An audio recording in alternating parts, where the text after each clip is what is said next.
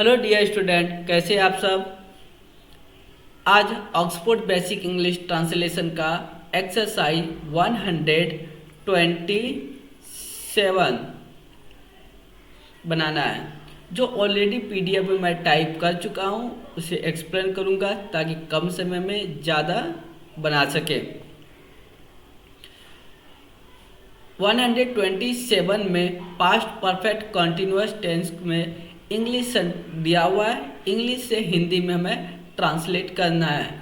Had they dogs barking, क्या कुत्ते भौंक रहे थे। दे हैड बीन वेटिंग, क्या वे लोग प्रतीक्षा कर रहे थे। हैड यू बीन प्लेइंग, क्या तुम खेलते रहे थे। He had not been sleeping, वह नहीं सोता रहा था।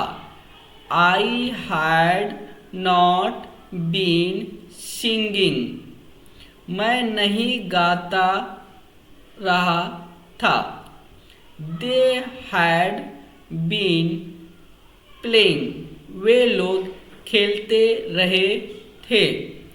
The teacher had been teaching, शिक्षक पढ़ाते रहे थे। The boys had been reading, लड़के पढ़ाते रहे थे। दे हैड बीन राइटिंग, वे लोग लिखते रहे थे। Raj had been singing, Raj गाता रहा था।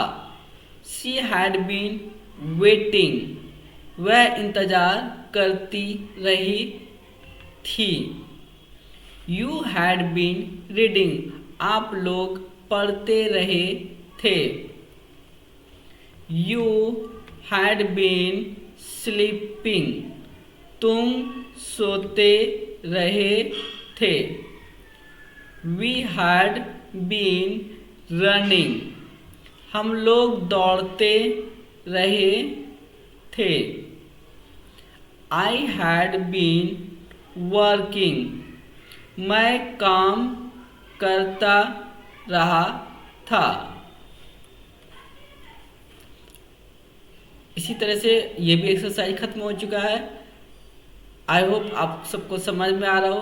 किसी तरीके का दिक्कत हो तो हमें बताएं, मैं आपकी प्रॉब्लम्स को सॉल्व कर सकूं।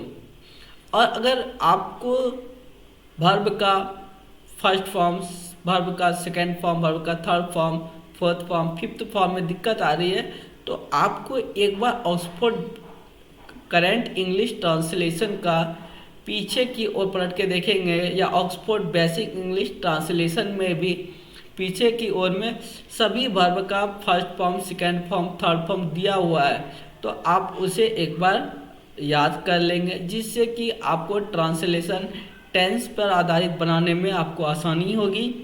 और जो भी टेंस का स्ट्रक्चर फॉर्म में बताता हूँ उसे अच्छे तरह से याद कर लें। आपको जितना अच्छी तरीके से आपका कॉन्सेप्ट क्लियर रहेगा, आपको याद रहेगा, उतना ही इजीली वे में आप किसी भी टेंस को समझ सकते हैं। आज के लिए इतना ही। Have a good day.